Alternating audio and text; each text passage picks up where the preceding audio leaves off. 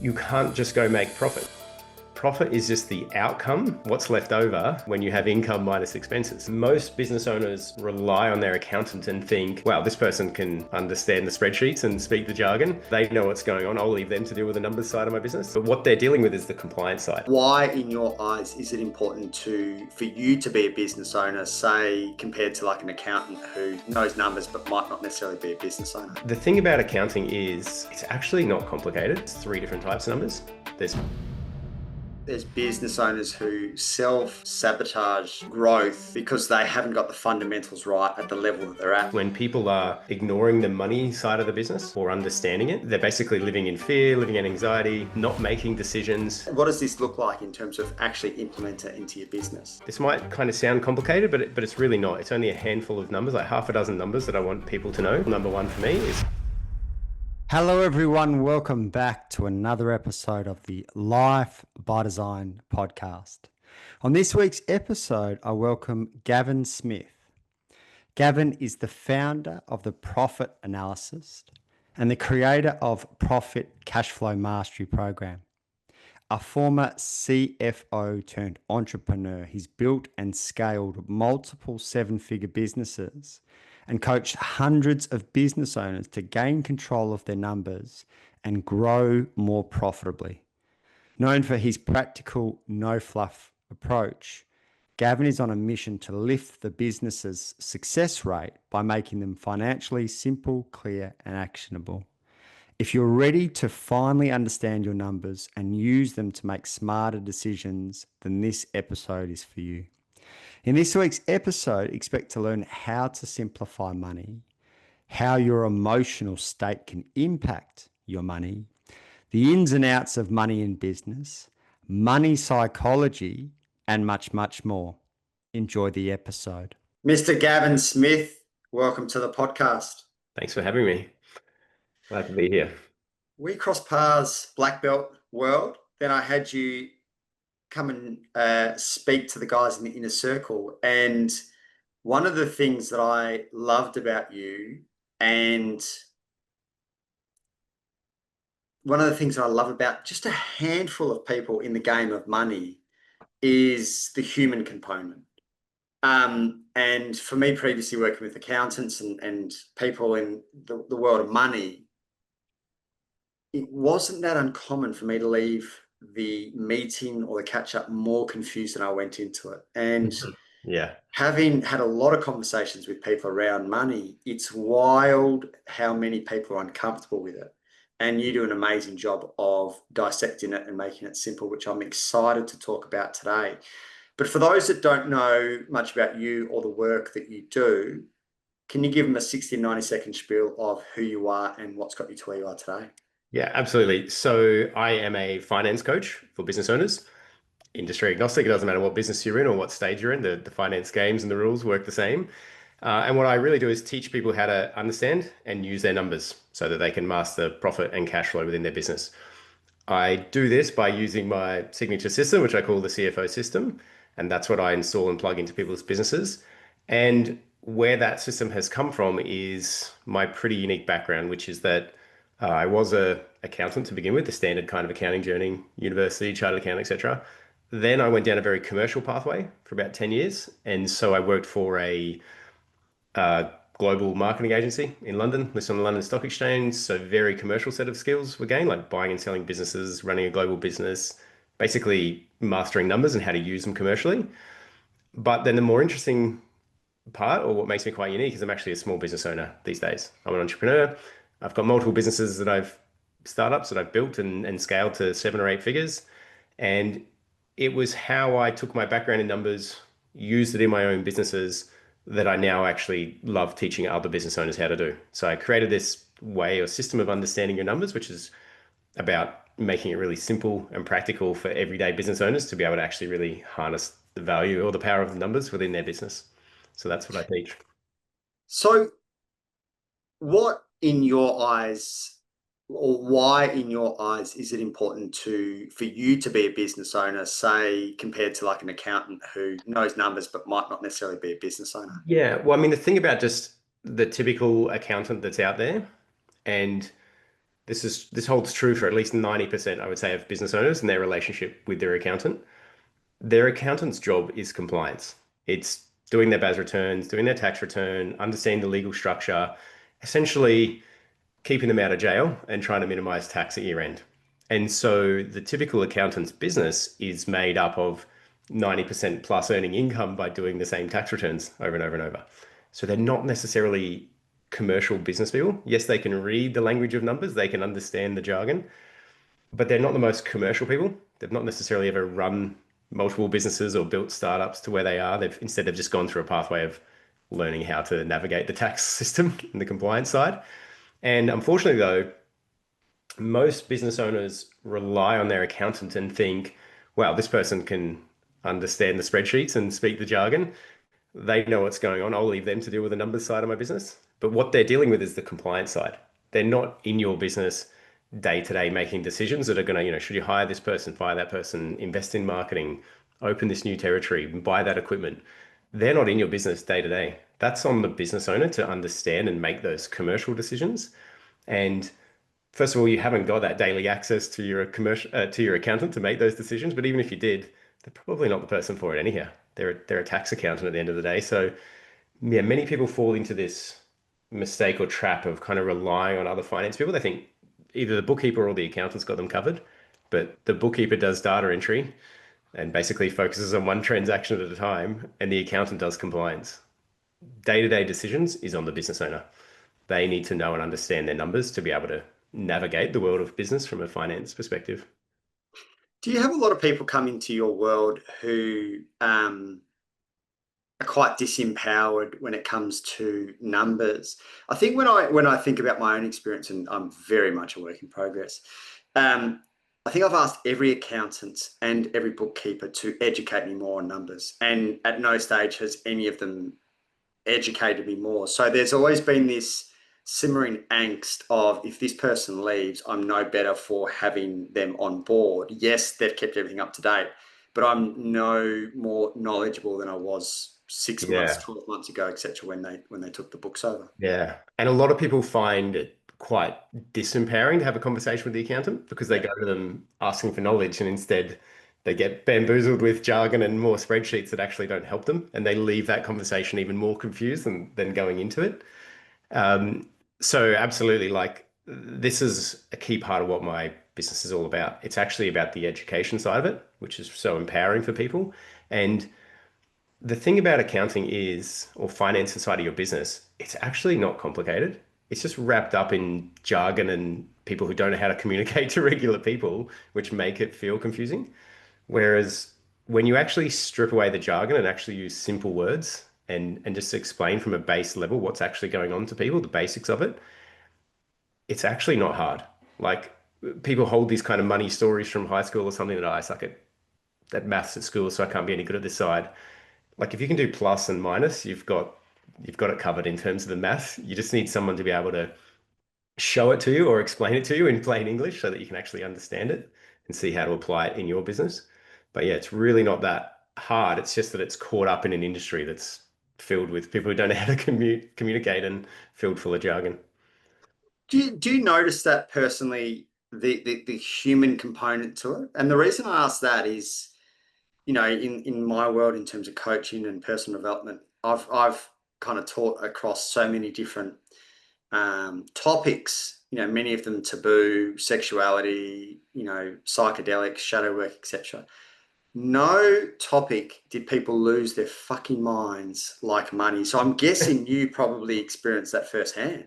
Yeah, I mean, absolutely. Like so many of the people come into my world with preconceived stories or beliefs that it's going to be hard or challenging or they suck at it or they've tried to build or scale a business once before and got burned big time around money, ended up with a lot of debt or challenging situation with the tax department and all these things people kind of carry. Um, and unfortunately, how this plays out is when people are ignoring the money side of the business or understanding it. Yes, at a surface level, this looks like being unclear or having confusion or having anxiety over the tax bill that comes once a quarter and not knowing what it's going to be. Like that's sort of the surface level. What this actually does for people underneath it is They're basically living in fear, living in anxiety, not making decisions, and this really slows you down as a business owner. You can't be a great leader if you haven't got clarity. When team are asking you, what are we doing? What are we focusing on? And if you're scared or unsure and holding back on slow decisions, it really impacts businesses and slows them down massively. Not least if we draw it to a longer conclusion, there's obviously a pretty high failure rate of businesses, of people who go into business. And when you drill into the failure rates, it's basically money it's profit, it's cash flow, it's financial literacy that unwinds people. I would assume So, as well, even whether it's revenue or even size of the team, as you were kind of talking, I was just noticing what was going on in my own body. But I would assume that there's business owners who self-sabotage growth because they haven't got the fundamentals right at the level that they're at, let alone, the thought of expanding would potentially, for some of them, equal more chaos. Is yeah, that is that a absolutely. pattern that you see a bit of? Absolutely, yeah. And I can think of some great examples. There's a few guys, one Sparky who really comes to mind in my business who grew and scaled quite fast and got himself into a lot of financial trouble and had to, burn that business down and go through all the pain around bankruptcy and all that sort of stuff. But then he'd gone back to business again and he was just starting again. And he can naturally find the work and bring in the work and drive a business. So he came and did my program and absolutely loved it because it like answered all the questions about what happened, what went wrong last time, but what he should have done. And now this time around, he's just putting the right fundamentals and system in place and he's growing with so much more confidence. And his business is kicking ass. Again, he's already up to multi seven-figure business again for a second time around, but this time around he knows he's not going to get into trouble. He's got that side of it mastered. So yeah, it obviously really impacts people deeply to be able to not understand the numbers and how that then holds them back because they either try and get burnt because they make mistakes or they just kind of, like you said, they self-sabotage. They get stuck at a level because they're scared to grow into further pain because they're obviously already living on like an anxiety roller coaster ride that's connected to the numbers or connected to the bank account. I call it the bank balance roller coaster ride or the anxiety roller coaster ride. Unfortunately, when people are just watching the bank account as the indicator of what's going on. And yeah, obviously, if you're experiencing pain, you're not going to want to grow into more pain or more anxiety. Is it? I mean, I assume in your world, because this is what you do, that you've created this neutral emotional state to money. But do you see a lot of people, because it is a topic that often isn't spoken of?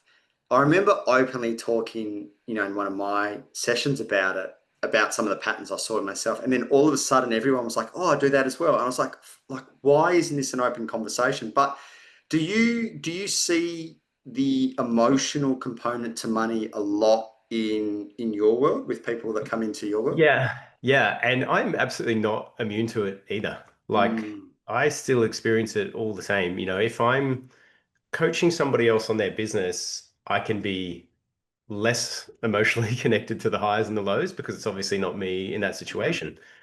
But I've got three businesses, which are all businesses that I've built and grown to 7 or 8 figures, but that hasn't been a lovely straight line journey. There's been many highs and lows along that way and times of challenge of thinking it's not going to work and what are we doing? And we've got ourselves in trouble. And even with all the visibility that I have, it still doesn't take me away from experiencing those lows of like, oh shit, I've made the wrong decisions or I'm in the wrong place here and whatnot. Um, it gives me probably more comfort than the average person because I can realize, look, I'm in a valley and this is what it's going to look like and this is how we're going to climb our way out of it. So I've got a bit more clarity and sense to be able to do it. But that doesn't mean I still haven't had the late nights with me and my partner up stressed and thinking, shit, this was a bad decision or what have we got ourselves into or what are we going to do? And business is always like a game of it's never a straight line. I kind of liken it to just like playing a game where you get handed a deck of cards and each round the cards are different. You've got to basically just look at what your options are and play what you think is the best thing. And you never know when there's like a COVID around the corner or a tariffs around the corner or something else that's going to come and blindside you. Somebody leaves your business or somebody opens up next door as competition. Like these things happen and you can't control them and you just got to keep navigating it. Um, yeah, and I think I have a or upper hand, or my system really gives people an upper hand, and that it helps you to make data-backed decisions, data-driven decisions a little bit more because you can actually see the financial implications of those decisions. But that doesn't mean there's not always an element of risk that's present, ever present when you're running a business. That was my next question in terms of you navigating your own emotional state in the highs and the lows of business, which is everyone experiences it. Yeah. Do you always reference back to the data, or is there something that you implement into your day or your week that helps you just ground yourself in the state of the business? A bit of both, to be honest, because let's just take the example of hiring someone new into your business who you need that person because you're at a bottleneck with work. We need a new person to come in, but when you bring that new person in, they don't come with any revenue attached to them. It's kind of a common example most people could relate to. And you hiring that person, you can do it because you can see once you fill that person up, the business is going to grow and scale and life will be good. But to get there, you start incurring the person's wage straight away on the first day. And all of a sudden, we start going backwards and payroll looks higher and revenue hasn't gone up accordingly. And we got to go through that valley where you still have those moments where you're like, oh shit, what have I done? I was making profit. Now I'm not. I've gone backwards. Why did I do this? And when you see your bank balance going down, there's always that sort of stress connection to it. Or if you're seeing your profitability go down, there's absolutely that stress associated with that. Being able to check in with a plan, like a forecast and a plan that you had, does enable you to remind yourself, no, this was the right thing. I am doing the right thing. We're doing this because we're going to be able to climb to that next peak. And now we've got this person, we're going to make sure we're focusing on the right thing, which is filling that person up in this example. So I, yes, lean on the data and be able to look at my things like cash flow forecast model or a profit calculator that shows me this is the right move that I should have been making, some of the tools that I have. They do give me comfort, but then there's also that real just emotional mental state where you need to be able to feel comfortable that this was the right plan and continue to focus on the positives rather than on the negatives. And um, having a partner who I'm in with in our businesses with my partner, she's great at reminding me that if I'm focusing on the negatives or the down part, she's like, she'll bring me out of the spreadsheets and remind me of like the bigger purpose and what we're aiming for and why this was a good hire and keeps me focused on where the energy should be in terms of staying positive and why we're actually doing the moves we're doing to grow and scale the business. So, from a practical sense, do you use the same frameworks and systems for, say a business that's at 100 compared to 500 compared to 1 mil compared to 5 mil? Is it the same principles, or do you 100%. need to break Yeah. things? No, Okay, it's cool. absolutely the same principles. My tools and systems that I use, exactly the same. In my coaching program, right now there's about 100 people live in the program from like 40 different industries. It's super broad who's in there. Smallest business in there is turning over about 150, 200K. Largest business is turning over 30 million. So Mm. kudos to that guy because he's built a big business and he recognized that he didn't have a clue when it came to the numbers side and he just wanted to educate and empower himself.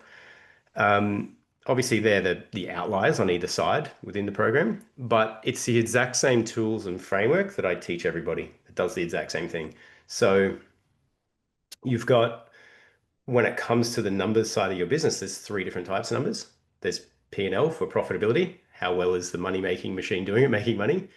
And I have an approach to that where I want to be strategic when it comes to making profit, and I can explain how I do that in a second. The second set of financials is your balance sheet. This is all about your financial position. What do we own? What do we owe? How are we positioned financially? What resources do we have? And then third set of numbers is cash flow, which is purely just about understanding the timing of money in or out of your bank account. Cash flow and profitability, very, very different. People often confuse the two and get caught out by that. But we've all got these same three different types of numbers, and I have a same approach to how we want to understand those numbers and use them in your business, regardless of what size business you are, because it's all the same rules. It's all the same game. So this is interesting. The P&L, the balance, and then the cash flow. Can you give me just like a basic visual of what that might look like in a business? And is it something that these guys do daily, weekly? How do most businesses, and I'm guessing the size is probably influence that, but what does this look like in terms of actually implement it into your business? Yeah, in terms of those key numbers, it's actually the same rhythms that I want anybody to look at them. So let's talk about cash flow first. The thing about cash flow for people is we need to understand that it doesn't matter what business you're in, cash flow, and specifically your bank balance, is a roller coaster ride. It'll fluctuate like crazy from really low to really high. And obviously it depends what baseline you're at, where that is, but it will fluctuate massively like a roller coaster ride. And the reason for that is not actually to do with how your business is performing. What's actually going on here is there are different cycles at play within your bank account. There'll be things that you pay for on a weekly basis, the same things, expenses that happen every week. There's things that happen on a fortnightly basis. Maybe you pay the wages every second week. Things that occur monthly, like paying the rent, for example, once a month, and transactions which occur quarterly, like paying a BAS statement. And when you have these different cycles at play through the one bank account, obviously there's times when a weekly, fortnightly, monthly, quarterly all line up at once and your bank balance goes crashing down. And then there's times when there's none of those cycles except for maybe the weekly and things are building right up. And this isn't actually anything to do with how your business overall is actually performing profitability wise.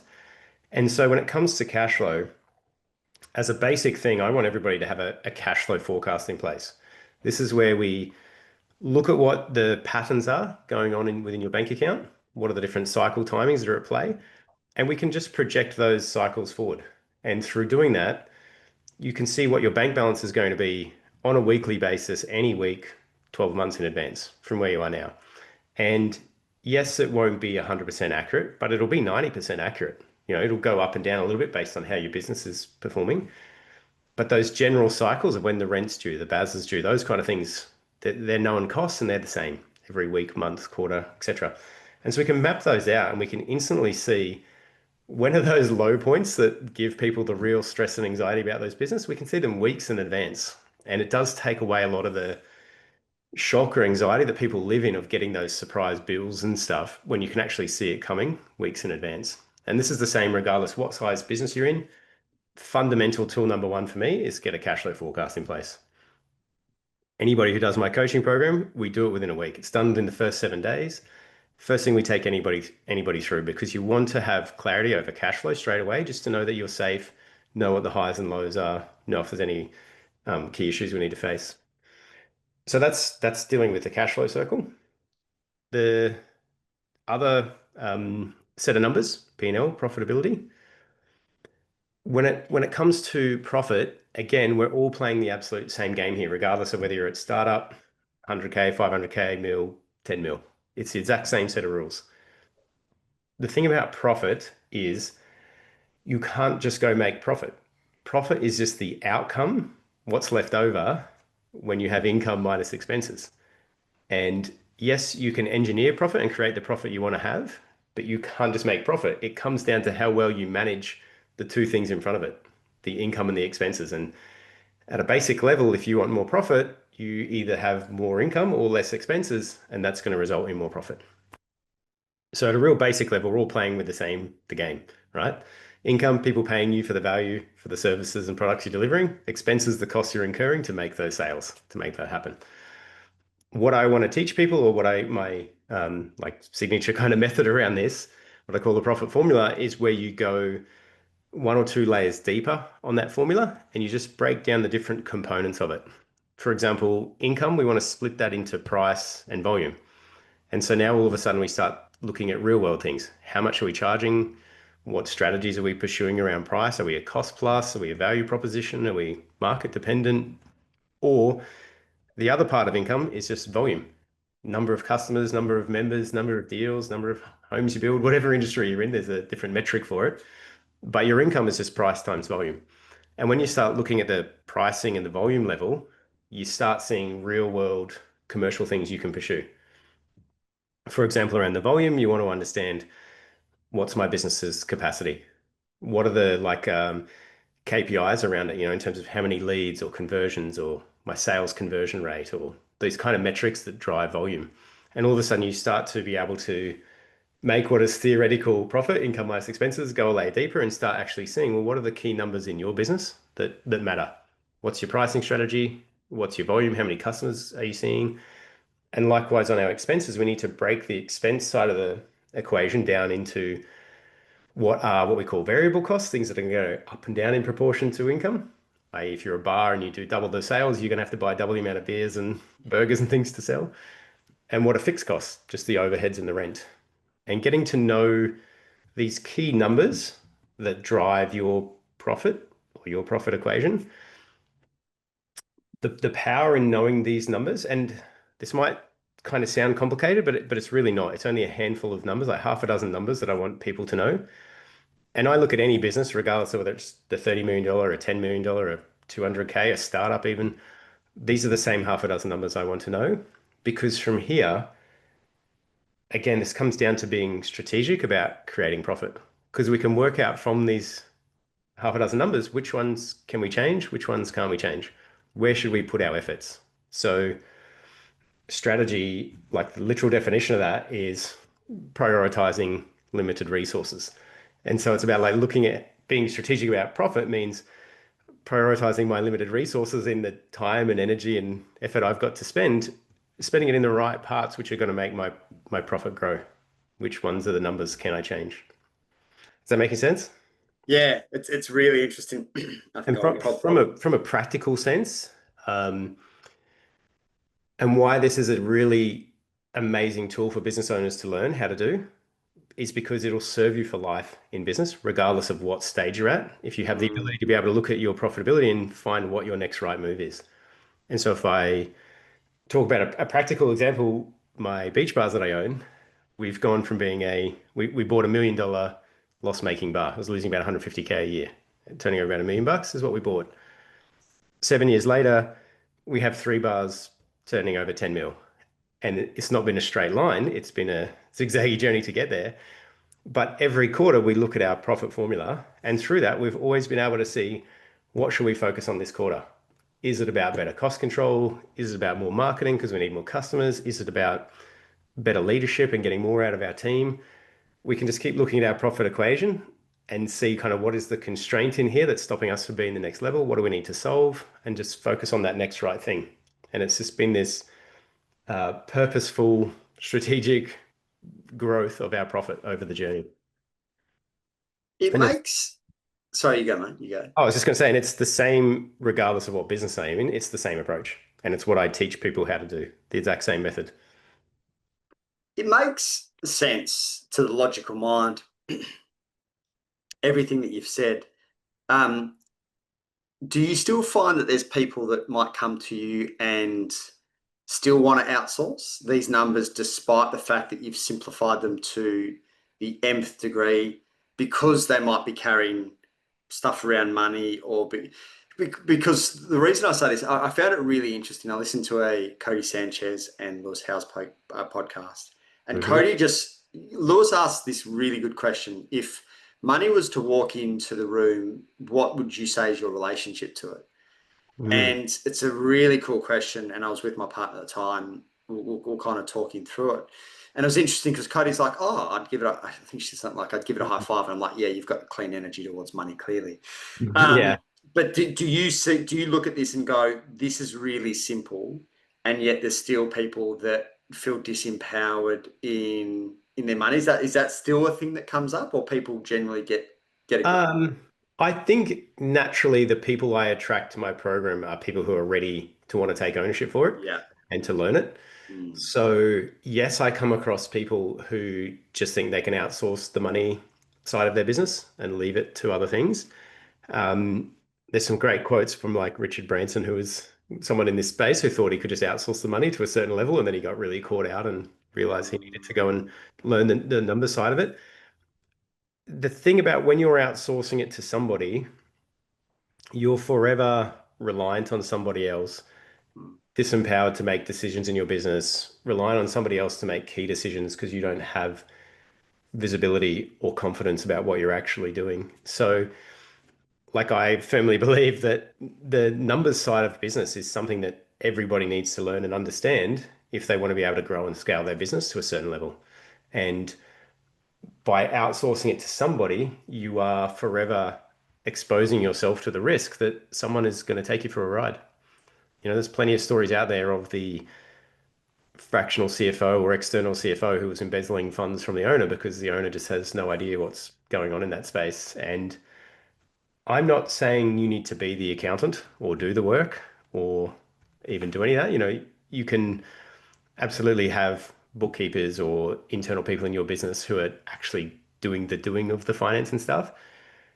But as the business owner, ultimately, you need to have some base level of understanding of the difference between profit and cash flow and the impacts of the decisions you're making within your business, how that's going to impact you financially if you want to be able to really take ownership for your business. So one of the things that one of our mentors said, Taki, which really landed with me, is get good at something before you outsource it.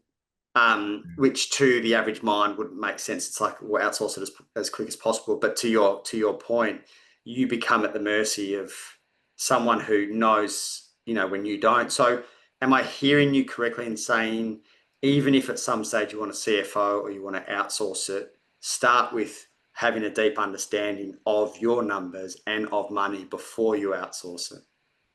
Um, I think more so along the lines of you got to know where your value proposition is as the business owner as well. Mm, Like mm, I definitely don't think anybody should be doing the bookkeeping, for example, or yeah. producing the reports even in their business. If you're Mm, the business owner, you're responsible for that whole um, value creating engine that you have of a business, whatever that business is in, and it'll be producing value or income at a certain level, which is definitely going to be above an average dollar rate compared to what you can just pay for somebody to do the bookkeeping, for example, or to produce mm, reports for you, example.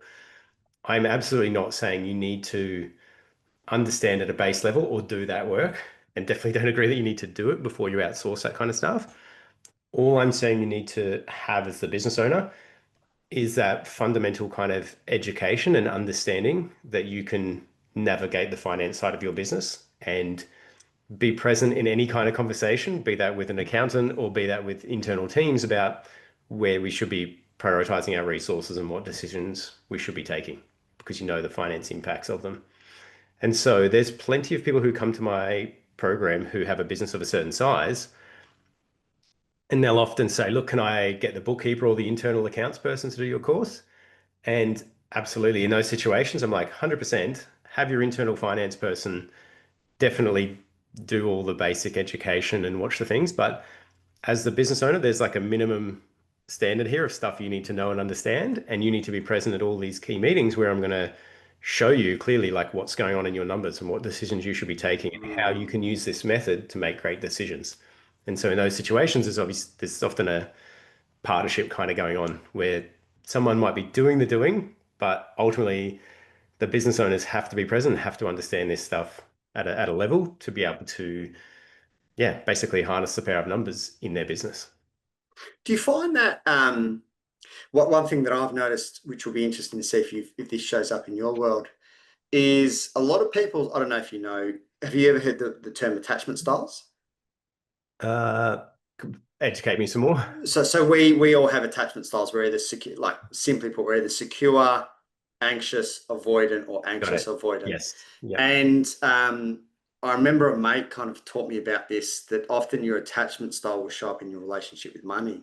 Do you Mm. see that in your world in terms of some people that are really anxious and maybe checking their account a lot or checking or feeling a certain way when they get a big influx of money, and at the other end of the scale, some who don't even want to look at it? I assume that's a similar pattern Yeah. Yeah. before people take responsibility for their money in your I've world.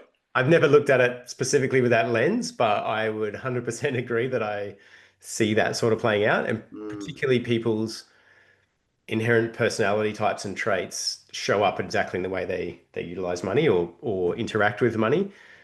And it's a funny thing, right, with money is money psychology is such a huge an interesting field because money is such a black and white thing, but how we interact with it as people is so much to do with our own psychology. And I guess at a base example of it, I'll see people come into my world who will be very like scarce mentality and scared about their financial position and be very conservative. And I'll look at their financials and I'm like, you've got a great business making great money. You've got loads of cash in the bank, and they're so panicked or stressed about any small kind of transactions or how it's playing out. And then I'll see other people who are completely underwater in the red with a business that's not making profit, going backwards cash flow wise, and they're real like laissez-faire about it. They don't, they're like, "Eh, it's fine, whatever." Totally. And it's like, and this really is their own personal psychology playing out, regardless of the financial position. It's not directly correlated to the Mm. results of their business. So for sure, like, yeah, money psychology. I read a book recently. Do I have it here? Is it upstairs? Must be upstairs. It's just called Psychology of Money. Yeah, It's it's good, isn't it? Morgan great. Housel. Yeah, exactly. Such a Mm. great read in terms of just opening your eyes to these concepts a little bit more in terms of yeah, how money is such an interesting thing. How we say it's black and white, but it's absolutely not. And what causes like wealthy people to go and do scrupulous activity and rip people off when they absolutely don't Mm. need to, like the driver of greed versus people at the other end of the spectrum who are so um, conservative or safe or charitable with their money and stuff. And it's a real funny thing how it plays out. Great. It's fat. Yeah, I mean, I've seen it in my own kind of friendship groups where, one of the boys might have 400,000 in cash, and there's such a scarcity fear mindset, and then another mate might have like $10,000 in cash, and he's more free, potentially not to Yeah. the point of like stupid with his money, but there's a freedom that comes with him. So Yeah. to your point, there's a mindset that is irrelevant of actually how much money you've got or how much money you're making, that impacts, to your point, the black or whiteness of Mm. money. Yeah.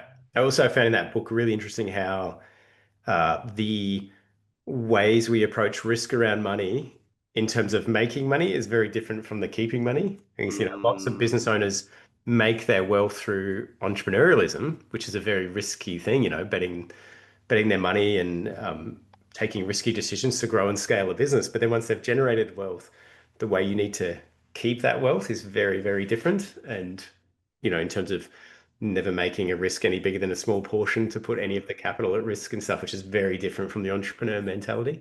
I found that part of the book really interesting as well, and how many people have built great wealth and then lost it all because they're just mm. carrying on that risky lifestyle that worked for them as an entrepreneur.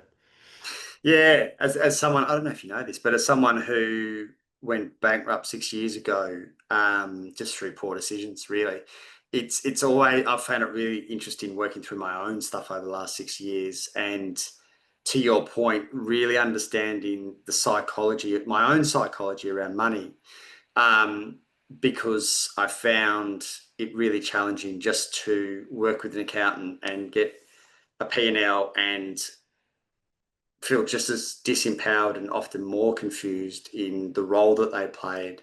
Yeah. And that's still a work in progress, but it is really interesting just to see, through our own lens, our own relationship with money. I've got a question for you that might fit outside your realm, but I'm interested in it from a personal point of view.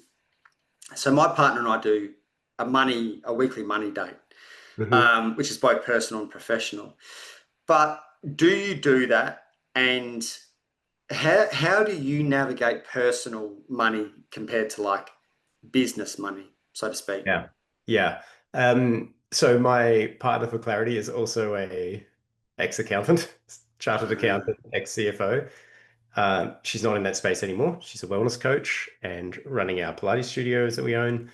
Um, but we are connected relatively well in terms of being able to understand our financials and have a good level of conversation about finances from a business perspective. But from a personal perspective, um, good question. We don't have a regular ritual in terms of a money conversation. We have one in the calendar, but we're terrible at sticking to it. It kind of just ad hocly happens in the background whenever the conversations happen.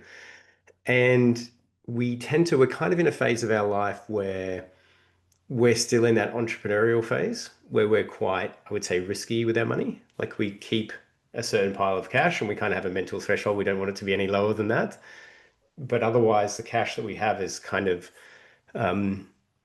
up for grabs in terms of any of the businesses that we have in trying to build and scale a business. And we've kind of held the view that we are 100% just invested in our businesses, and those are going to be our vehicles to wealth.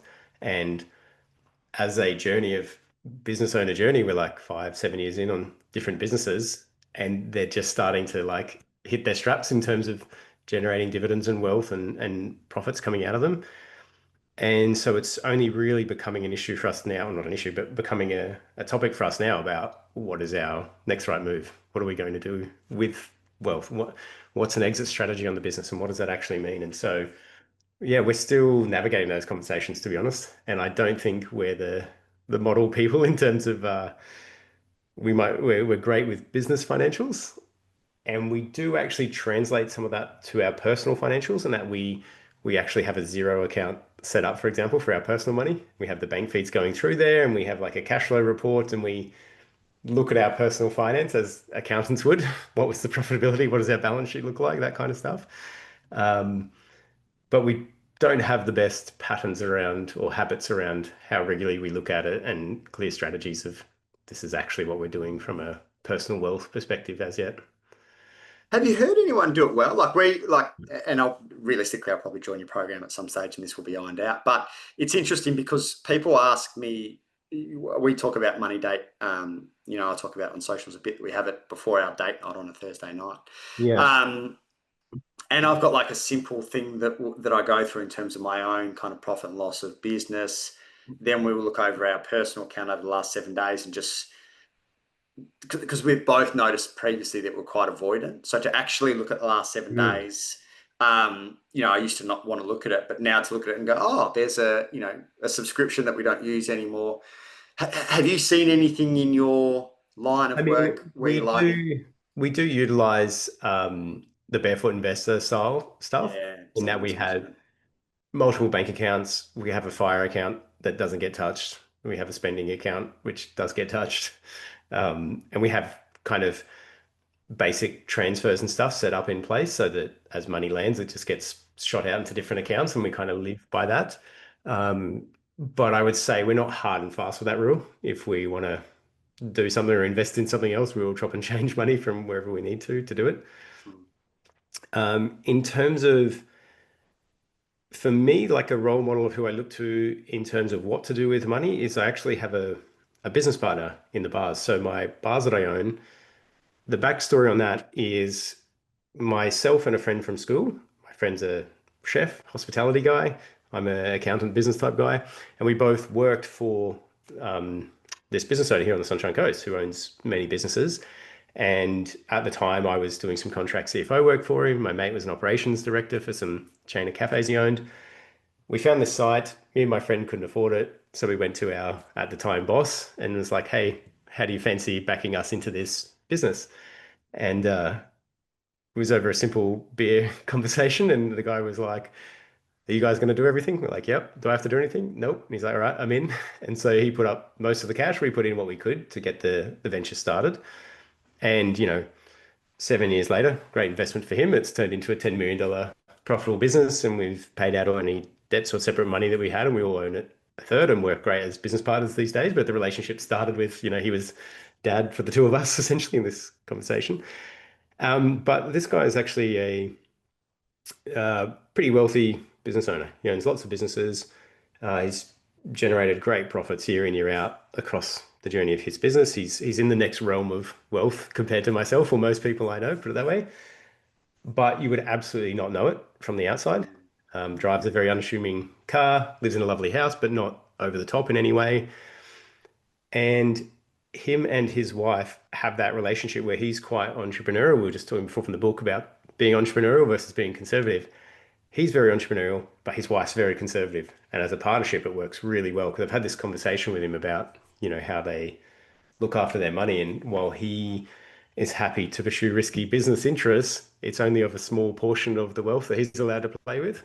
And the rest of it is kind of, from what I understand, decided by her. And it's very much a diversified portfolio of places where the money is and kept in a way that's away from his playing or risky kind of behavior. And so Yeah, I just mentioned this story because these are people I look to of who I would like to be. Once I grow up, I want to be and then generate decent amounts of wealth. Um, I love the idea of being entrepreneurial and having play money, but obviously you need to not bet the house and put the family at risk in any way and have a good portion of it in a much more secure, safe kind of structure. Yeah, I know it's not your thing, but that must be a common theme. I've listened to a couple of episodes of Ramit Sethi, Money for Couples, or whatever I think it's called, his podcast. And it would be very common to find that you've got two people in relationship, let alone two business partners, who have a different money story and a different money pattern. To your point, Mm. one being more conservative, one being more risk. I guess that's human nature, and you've got to find that kind of happy medium, which Yeah. it sounds quite challenging for. I've even worked with a couple of couples, and I found it an interesting dynamic to help them find common ground and a happy medium. Yeah. And personally, I don't know if I have that because I look at my partner and myself, and we're both very similar in terms of our approach to business and money. And so we're probably two on the entrepreneurial risk type pattern. Um, yeah, something just to be mindful of, I guess, as we're Yeah. moving forward. Mate, for those that want to find out more about you and the work that you do, where's the best spot to send them? Because I've had a client, I think I've got at least one client who's working with you and hear very good things about your program. Yeah. Yeah, maybe a bit about the program and where to send people. Yeah, absolutely. So my business is called The Profit Analyst. And so you can find me everywhere at The Profit Analyst. So Instagram, Facebook, LinkedIn, all of it is just at The Profit Analyst. Website, theprofitanalyst.com. My podcast is called Profit and Cash Flow Mastery. So if you just search Profit and Cash Flow Mastery, you'll find a picture of me or say at The Profit Analyst on there as well. In terms of my program, it's a 90-day program. So something I've learned through the years of doing this is that people do not want to sign up for a long, hard, boring finance course. People want fast as possible, done for you as much as possible with like accelerated results, as quick wins as fast as possible. So I'm really happy with my product. It's been refined over 3, 4 years now in terms of running the coaching program. So it's a 90-day program and it's a mix of tools being implemented into your business. So it's all my tools that I use in my own business, what I call the CFO system, weekly cash flow forecast, a monthly clarity report dashboard, a profit calculator, a 5-year roadmap of your numbers. All these tools done for you, produced by my team, customized for you and your business, set up for you to go. Second element is the education. It's a 90-day profit and cash flow mastery education program that I want people to go through. Again, even on the education side, there is no video longer than 5 minutes. Every module of the program is 40 minutes max. It's geared around busy business owners who haven't got time for this sort of stuff, just giving them real quick answers, stories, analogies to be able to have the learnings and the education and empowerment around numbers. And then the third element of the program, so there's the tools and the system, there's the education, empowerment, and the third part of it is the coaching and support. So when you go through my 90-day journey, there's a series of one-on-one meetings with me and my team. Every time we create a tool, we take you through it personally so that we can show you what's going on in your business, in your numbers, point out the opportunities or the risks that might be there. There's ongoing weekly coaching calls just for regular Q&A and help as you're going through. I have a client success manager who's a coach. As soon as you join, she maps out the roadmap, books every meeting in. She actually tracks you every week, checks in on you weekly. I don't want to be one of those people that sells people a course and then they never get results for it. So we've just kept refining our product and refining it so that we make sure everybody who joins us comes out the other side after 90 days with a massive level up in terms of their education and empowerment around numbers, as well as a system in place that they know exactly how to use it. So that's what we're all about. It's about this 90-day program that I teach people. And again, as someone who had you on our mastermind, and then hearing feedback from one of my clients, I think it's a really good fit for those similar to me who don't love the way that money's been presented previously through the kind of traditional accounting, bookkeeping Yeah. narrative. And yeah, as you said, it feels like a simple system that leaves people more empowered than, for many people leaving where Yeah. they're at more confused. Yeah, the journey for anybody, people come to me wanting more profit and more cash flow. And that's great. That's the outcome we're going to get to. But I take people through this journey over 90 days and it's split into 3 phases. And you need to start at the first phase. And that first phase is actually just about simplifying financials down. Make them super simple and easy. Teach you the half a dozen numbers in simple color-coded charts, ways that anybody can understand. So phase one is what I call the clarity phase. We simplify your numbers so that you get clarity. You can actually read your reports, you know what's going on, you can read your business. Once you have clarity, all of a sudden you actually know your numbers because once you can see them, you can understand them. So this is where we move to phase two, and this is where you know your numbers. And what happens once you know your numbers is confidence. And so for me, the phase two is the confidence phase. So it goes from clarity to confidence.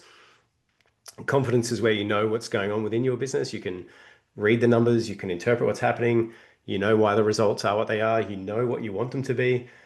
And then this naturally leads you on to the third stage, which is where you're actually using your numbers.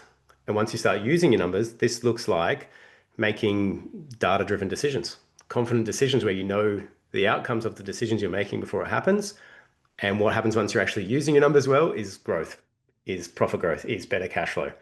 And so the 90-day journey is clarity phase, simplify the numbers to give you clarity. The confidence phase, know your numbers and get confidence. And then the third phase is actually I teach you how to use your numbers. And that's the most important part. How to use your numbers daily to make decisions in your business, which generates the profit growth, the better cash flow that everybody actually wants. So clarity to confidence, and by the sounds of it, finish with competence. Competence happens along the way. Yes, absolutely. It's Yeah. some, yeah. It's Mate, clarity to so confidence to growth is what I teach people. yeah, perfect. Mate, so good to have you on. And yeah, as I said, you've helped me have more faith, I think, in money. And I know I'm not alone in terms of the people that have felt really challenged by it and disempowered in it. And we won't go down a rabbit hole as to why that's the case for many people. But you're one of those people that's bringing a system that is easy to implement and giving people the power back when it comes to their money. So I Yeah. appreciate you and the work that you do. You talk about the human element of it. The reason this is my business of passion out of the businesses I own. This is the thing I love doing. And it's not because I make a business owner more profit or more wealth. It's that the majority of businesses that fail because of financial literacy reasons, bad financial decisions. So I know that when I'm helping a business owner make more profit, it's actually making that business successful and stick around. And it's not because of the business owner. It's because of the ripple effect. It's because of the 10 employees they have, the suppliers they have, the other people who get to keep their livelihoods as well, and those families. And I've seen firsthand what it's like when a business goes down, and not only does the person lose their livelihood, but the employees don't get paid, superannuation, those kind of things, and has a massive effect. So I just love the ripple effect that I know I'm creating with my business by helping someone be more successful in their business. It's not just about the extra profit I generate for a business owner. It's the fact that I'm really propping up the whole community in a sense because that business gets to employ a bunch of people and have a bunch of suppliers and so on and so forth. There's a huge ripple effect of a business being successful. Well, my man, keep doing God's work, and I appreciate you again for coming on the podcast. All right. Thanks, Blake. Thanks for having me.